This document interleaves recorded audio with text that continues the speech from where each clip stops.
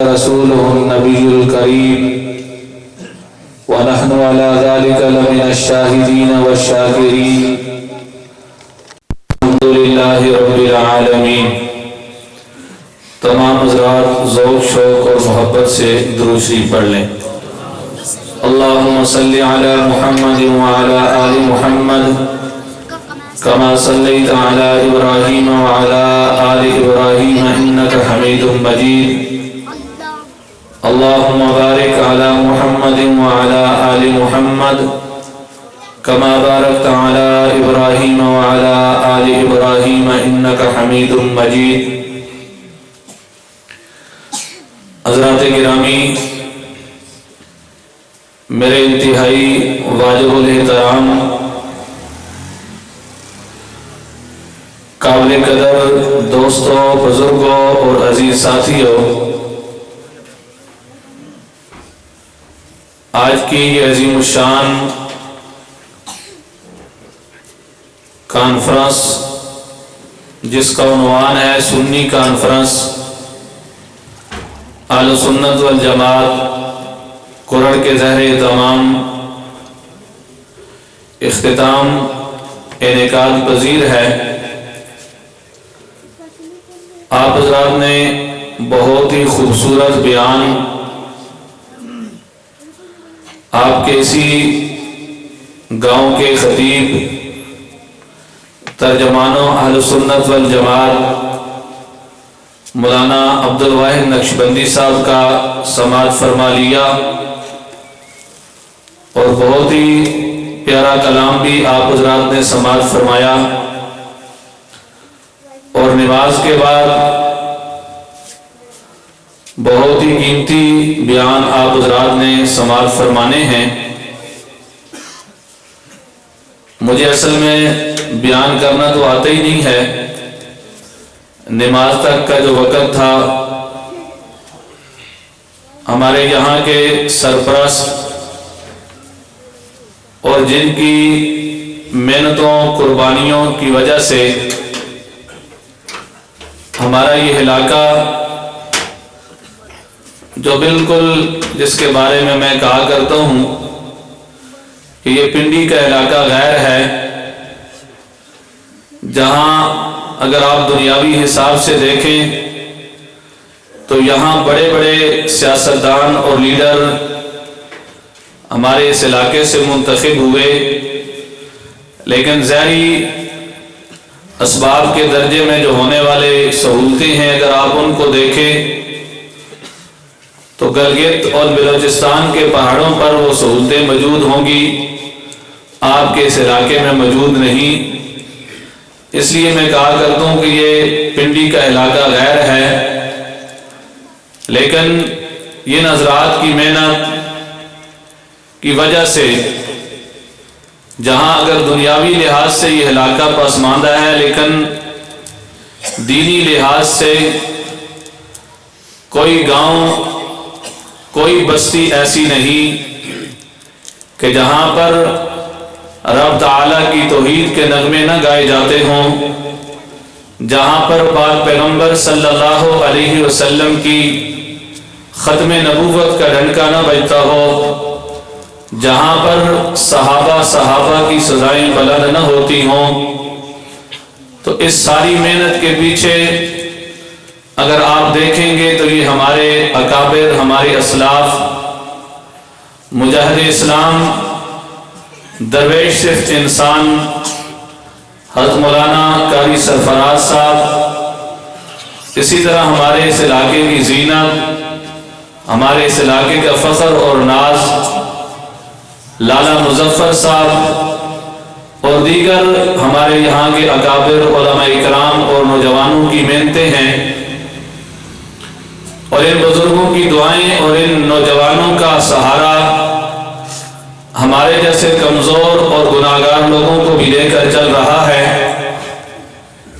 میں سب سے پہلے تو اپنے ان اکابر کو خراج تحسین پیش کرتا ہوں، اور ان نوجوانوں کی عظمت کو سلام کرتا ہوں کہ جو اس پسماندہ علاقے کے اندر روزانہ کی بنیاد پر کہیں پاک پیغمبر صلی اللہ علیہ وسلم کی ختم نبوت کے ترانے تو کہیں صحابہ اور اہل بیت کی عظمت کے ترانے ہمیں کانوں میں سننے کو ملتے ہیں۔ دعا ہے رب تعالی ہمارے علماء اکرام اور ہمارے نوجوانوں کی محنت کو قبول فرمائے، مجھے اور آپ سب کو اپنے ان محسنوں کی دستے بازو بننے کی توفیق عطا فرمائے۔ حضرات گرامی، دنیا میں دو طبقے اللہ رب العزت نے وہ پیدا کیے کہ جن کا انتخاب اللہ نے خود فرمایا۔ ایک طبقہ ہے انبیاء علیہ السلام کا کہ اللہ نے خود ان کا انتخاب کیا۔ کوئی شخص اپنی مرضی سے، اپنی محنت سے، اپنی ریاضت اور جدوجہد سے نبی نہیں بن سکتا۔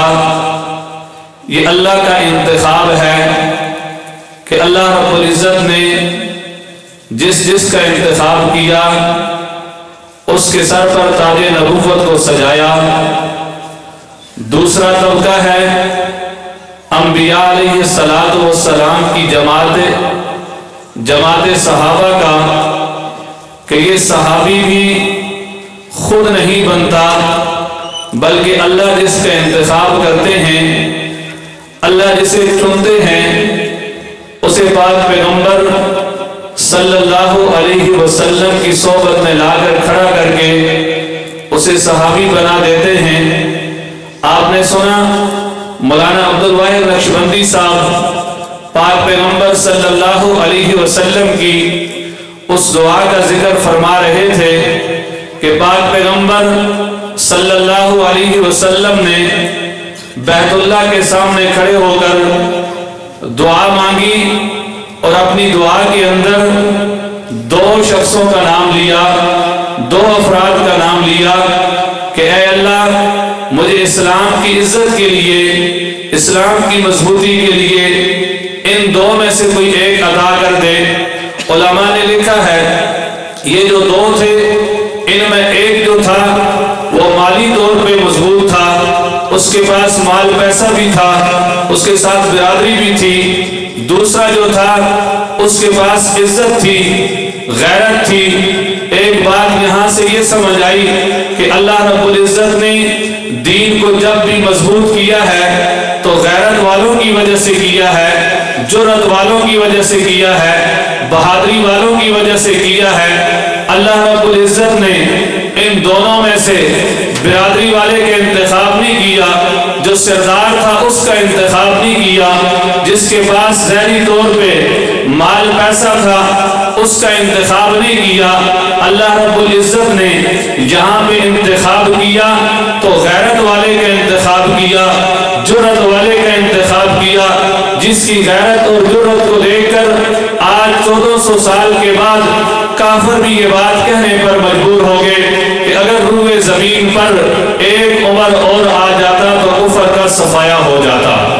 تو اس لیے میں نے عرض کیا کہ صحابی جس طرح نبی خدا کا انتخاب ہے، اسی طرح صحابی بھی خدا کا انتخاب ہے۔ اسی لیے تو ہمارے یہ علماء کرام، ہمارے یہ اکابر روزانہ کی بنیاد پر یہ سبق ہمیں یاد کراتے ہیں کہ خبردار صحابہ اکرام کے بارے میں اپنے دلوں کے اندر کوئی غلط فہمی پیدا نہ کرنا، کوئی میل اپنے دلوں کے اندر پیدا نہ کرنا، اس لیے کہ یہ صحابہ انتخاب خدا ہیں۔ اگر ان کے بارے میں اپنے دلوں کے اندر کوئی غلط فہمی پیدا کرو گے تو گویا کہ تم اللہ کے انتخاب پر انگلی اٹھا رہے ہو۔ مورخ اسلام علامہ ضیاء الرحمن فاروقی شہید رحمت اللہ تعالی علیہ نے اس پر ایک باقاعدہ کتابچہ لکھا ہے کہ صحابہ انتخاب خدا ہیں، اور جو صحابہ پر انگلی اٹھاتا ہے وہ صحابہ پر نہیں بلکہ وہ اللہ کے انتخاب پر انگلی اٹھا رہا ہے۔ معاذ اللہ وہ یہ کہہ رہا ہے کہ اللہ نے غلط لوگوں کا انتخاب کر کے پاک پیغمبر صلی اللہ علیہ وسلم کے پاس لائے، جبکہ میرا اور آپ کا عقیدہ یہ ہے، میرا کا نظریہ یہ ہے کہ میرا رب تو پاک پیغمبر صلی اللہ علیہ وسلم کے جسم اطہر پر کسی گندی مکھی کو نہیں بیٹھنے دیتا، تو یہ کیسے ہو سکتا ہے کہ جن کے دل صاف نہیں تھے اللہ انہیں نبی کی صحبت میں لاتا؟ ہمارا یہ ایمان ہے، ہمارا یہ عقیدہ ہے کہ صحابہ اکرام رضوان اللہ تعالی علیہم اجمعین جن کا اللہ نے انتخاب کیا، پاک پیغمبر صلی اللہ علیہ وسلم کی صحبت میں انہیں لا کر کھڑا کیا، وہ ابو بکر و عمر ہوں یا آخری صحابی واشی بن حرب ہوں، سب کے سب چمکتے ہوئے ستارے ہیں۔ اور یہی مسلک ہے اہل سنت والجماعت کا، یہی عقیدہ ہے اہل سنت والجماعت کا کہ ہم ابو بکر کی الف سے لے کر واشی بن حرب کی جا تک تمام کے تمام صحابہ کو برحق مانتے ہیں۔ مانتے ہیں یا نہیں مانتے؟ اور یہ ماننا پڑے گا، اس لیے کہ صحابہ کو برحق مانیں گے، صحابہ کو سچ مانیں گے تو ہماری نماز سچی ثابت ہوگی، صحابہ کو ہم سچا مانیں گے تو ہمارا قرآن سچا ثابت ہوگا۔ اس لیے کہ اگر ہم صحابہ کو یہ ساری کی ساری چیزیں جو ہمارے تک پہنچی ہیں، سب سے چھوٹی جو کم درجے کی نیکی ہے، آپ علماء سے سنتے ہیں کہ سب سے کم درجے کی جو نیکی ہے وہ یہ ہے کہ راستے سے کسی رکاوٹ کا ہٹا دینا، کسی کانٹے اور پتھر کو ہٹا دینا۔ اب مجھے بتائیں، اگر اس نیکی کو آپ نیکی ثابت کریں گے تو آپ کے پاس دلیل کیا ہوگی؟ جب آپ تاریخ کا مطالعہ کریں گے تو آپ کو ان کو سچ پر ثابت کرنے کی کوشش کرے گا تو اسے در صحابہ پہ آنا پڑے گا۔ اگر کوئی اسلامی سیاست کا نعرہ لگا کر نفاذ اسلام کے لیے چل رہا ہے، اس کی یہ سیاست اسلامی تبھی ثابت ہوگی جب وہ در صحابہ پر آئے گا۔ صحابہ کو چھوڑ کر کوئی اللہ کی توحید ثابت نہیں کر سکتا، نبی مکرم صلی اللہ علیہ وسلم کی ختم نبوت ثابت نہیں کر سکتا، کوئی اپنی دعوت و تبلیغ، کوئی مدرسہ اور جہاد کی راہ کو حق پر ثابت نہیں کر سکتا۔ اس لیے ہماری ہمیشہ یہ دعوت ہوتی ہے کہ جو ہم سب کی بنیاد ہے ہم اس پر آ جائیں۔ مجھے یہ بات بڑے اچھے طریقے سے یاد ہے، امام اہل سنت علامہ علی شیر حیدری شہید رحمت اللہ تعالی علیہ، یہ بات میں سمجھانے کی نیت سے کر رہا ہوں۔ اگر کوئی ان عقائد کے میرے بھائی یہاں بیٹھے ہوں تو وہ اس چیز کو اپنے اوپر نہ لینا اور ناراضگی کا اظہار نہ کرنا۔ میں حضرت حیدری شہید رحمت اللہ تعالی علیہ نے ایک بات سمجھائی، وہ واقعہ یاد آ گیا۔ راجہ بازار تعلیم القرآن میں یہ پرانے ہمارے اکابر حضرات کو اس بات کا علم ہے کہ رمضان المبارک کے مہینے میں حضرت حیدری شہید رحمت اللہ تعالی علیہ آخری عشرے میں 3 دن دورہ تفسیر پڑھایا کرتے تھے۔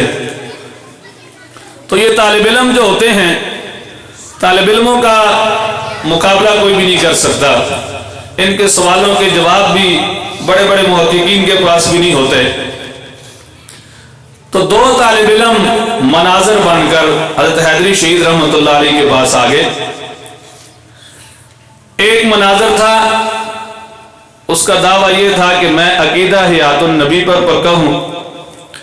دوسرے کا دعویٰ تھا میں عقیدہ ممات النبی پر پکا ہوں۔ یہ دونوں آپس میں مناظرہ کر رہے تھے، یہ کوئی حقیقت نہیں تھی، طالب علموں کا آپس میں ایک مکالمہ تھا، مناظرہ تھا۔ تو دونوں حضرت حیدری شہید رحمت اللہ تعالی علیہ کے پاس آئے۔ حضرت سبق پڑھانے کے بعد کمرے میں بیٹھے تھے، ہم جماعتی ذمہ داران بھی وہاں بیٹھے تھے۔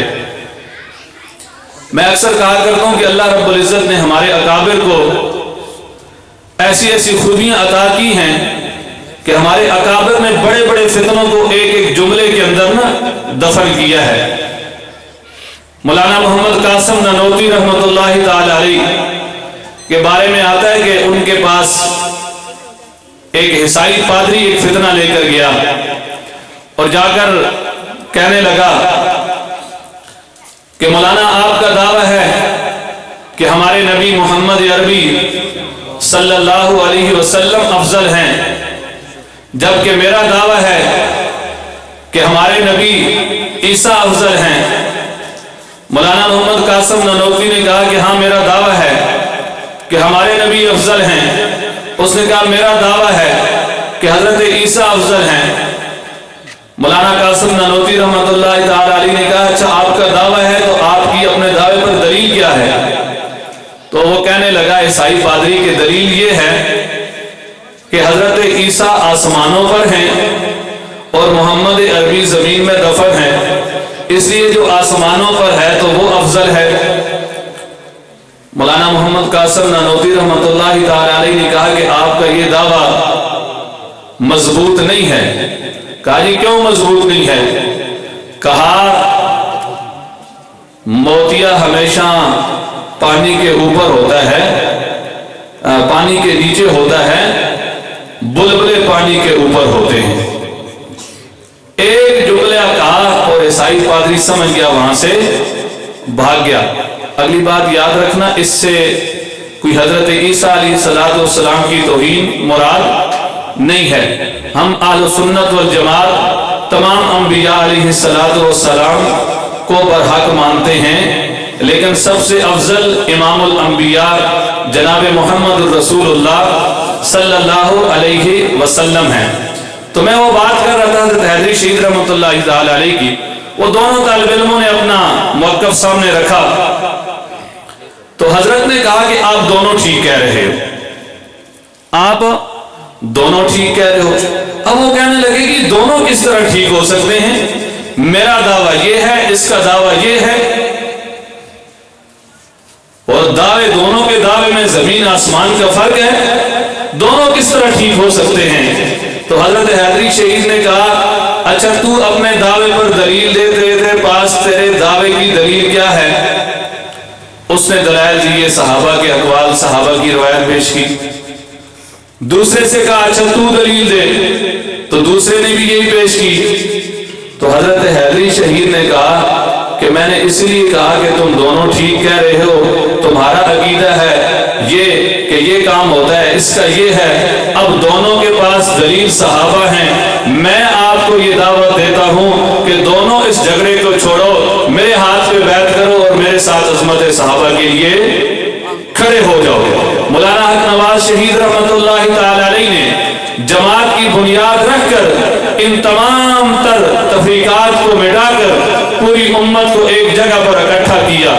میں نے چند دن پہلے جوڑیاں کے مقام پر جو کنونشن تھا اس میں بھی یہ جملہ کہا کہ آج حضرت جھنگوی شہید رحمت اللہ تعالی علیہ کی ہزاروں کی تعداد میں کیسٹیں ملتی ہیں۔ اس وقت کسی زندہ مولوی کو اتنا کوئی نہیں سنتا ہوگا جتنا آج سے 35 سال پہلے شہادت کا جام نوش کرنے والے حق نواز کو دنیا سنتی ہے۔ آپ اس کی تقریریں سنیں تو ان کی تقریروں میں کہیں دیوبندی بریلوی اہل حدیث کی آپ کو بات نظر نہیں آئے گی۔ وہ تڑپ تڑپ کر کہتے ہیں کہ آؤ لوگوں ایک معاشرے کے لیے اکٹھے ہو جاؤ، پاکستان کی بقا کے لیے اکٹھے ہو جاؤ، آؤ لوگوں ہم سارے سنی بن جائیں اور پاکستان کو سنی اسٹیٹ بنانے میں کامیاب ہو جائیں۔ میرے محترم دوست اور بزرگوں، ہماری جماعت کی یہی دعوت ہے، میں بھی آپ حضرات کو یہی دعوت دینے کے لیے کھڑا ہوا ہوں۔ تمام جماعتیں، تمام دینی کاز اور کام جتنے بھی ہو رہے ہیں، ہم سب کو قدر کی نگاہ سے دیکھتے ہیں۔ ہم سب کام کرنے والے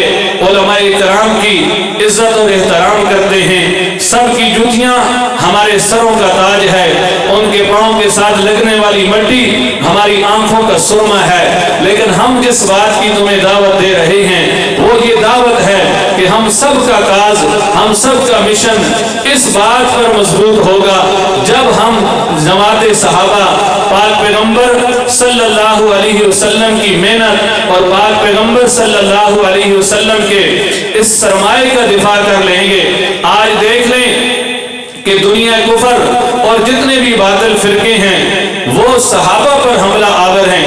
آپ تمام باطل فرقوں کا مطالعہ کر لیں، علماء اکرام بیٹھے ہیں، آپ جب بھی باطل فرقوں کا مطالعہ کریں گے تو ان کی بنیاد میں صحابہ سے دوری نظر آئے گی۔